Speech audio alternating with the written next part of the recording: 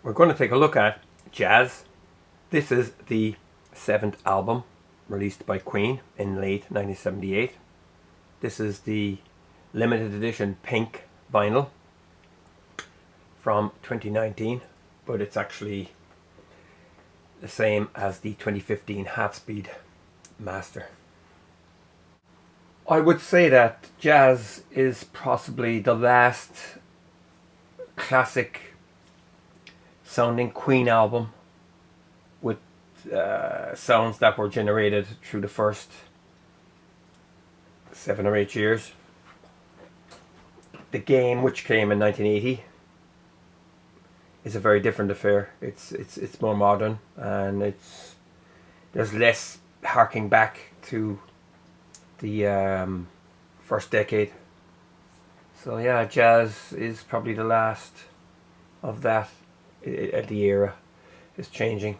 You know, you the first 4 albums peaking at A Night at the Opera, then there was kind of a middle phase where it just got a bit, grew out, and then by 1980 definitely the band had changed, became more pop orientated.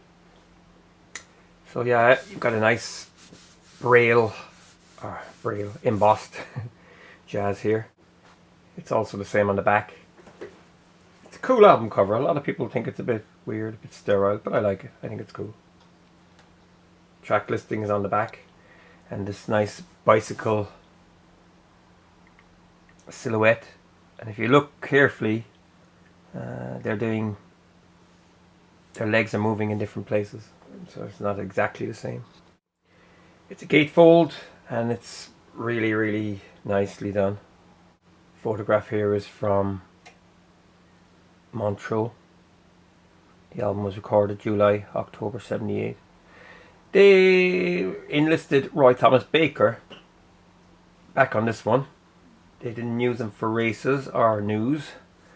He's here again. He was after working on the Cars debut album and worked on their second album as well. Engineered by Jeff Workman. Yeah. So here you can see, this is a great photograph. You can see John here standing over by the upright keyboard or whatever it is. Then you got Freddie lying down on top of the grand piano. Roger reading a book next to the drum kit. And then you've got Brian May in the corner waving. There's just gear everywhere. It looks absolutely fantastic. The inner sleeve. Then there's more credits and track listing. Vinyl has been meticulously recreated using the first generation master mixes. So this comes on a stunning pink platter. It's really nice. It's not the same pink as the studio album box set. That's a little bit more transparent. This one is absolutely beautiful. Side 1 kicks off with Mustafa. This is Freddie Mercury track. It's crazy. It kind of starts off in mono. It's quite low and thin, and then boom, blows up in your face like a ton of TNT. It's quite heavy as well. Nice arrangement. There's some really, really cool guitar and bass lines on it. Quite a tricky track to play, I could imagine. The lyrics in that song mean absolutely nothing. It's very, very, it's crazy, it really is crazy, and I love it. It's great. Next is Fat Bottom Girls. This is the album version. It's different from the single cut. It has an ending. It doesn't fade. Again, kind of, reminds me of kind of southern rock and stuff like that. A little bit like Lynyrd Skynyrd and stuff like that. Sweet Home Alabama reminds me of that. Kind of a stomp. It's still a good song. Very catchy. It's a Brian May track. It's still very catchy. It's a good track. Then we've Jealousy, which is a Mercury ballad. A little bit like Play the Game, I guess. I think it's a great track. I love it. Bicycle Race, probably the most complex 7-inch single in history. It's all different time signatures, arrangements. It's insane. It was written by Freddie after he saw some cyclists from the Tour de France passing his hotel window. If You Can't Beat Them, that's a Deacon track. To me, it's the first weak track on the album. It goes on a little bit long as well. There's an extended solo from Brian May, which is quite unusual. It wouldn't be my favourite, but it's, if I had to omit a song from side one, I would say it will be that. Then we have Let Me Entertain You. I really like this. There's a great riff on it. Really, really cool riff. The album should have opened with this track. It only makes sense. Let Me Entertain You. You know, duh. Side 2 opens up with Dead on Time. It's a May rocker. It's quite heavy. Very fast and heavy. It's a bit relentless. I often kind of got bored with it in the past, but listen to it again.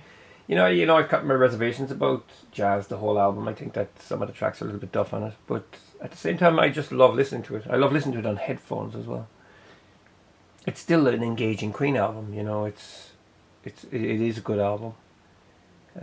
Some critics kind of dissed it and stuff like that and said it wasn't that great. There's some great songs on it and it's entertaining. A little bit hodgepodge. It's kind of all over the place. If the sequencing was better and if there was maybe a track less, it would have been a little bit more digestible, I think. It's about 44 minutes long. I think 40 would have been fine, you know. Next is In Only 7 Days. That's a Deacon track and it's a nice kind of a ballad, I guess. There's some amazing orchestrated guitar by Brian May, which sounds, it's through a harmonizer, but it sounds really good. It's like strings. I don't know how he does it, but it sounds fantastic. That's a good track. Dreamer's Ball. It's a May track.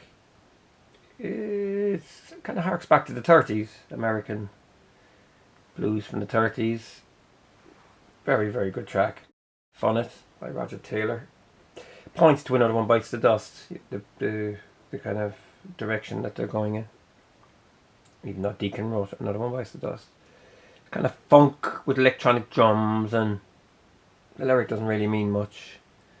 Yeah, just Taylor messing.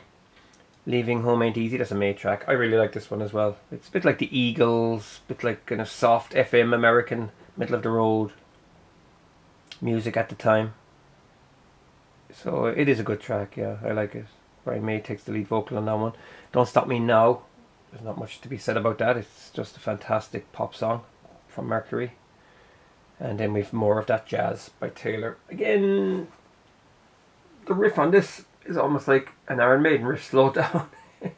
If it was faster, it would have been way better. Like The Fast We Will Rock You. That's the way it should be, to me anyway. It would have been a great end for the album if it was done like that. Just, it's a bit dead. The Beatle kind of, there's a Beatles style guitar in it as well. And slightly distorted, reminds me of the Beatles around 64, 65. Yeah, so yeah, there you go. So we can't ever really talk about jazz unless we mention this.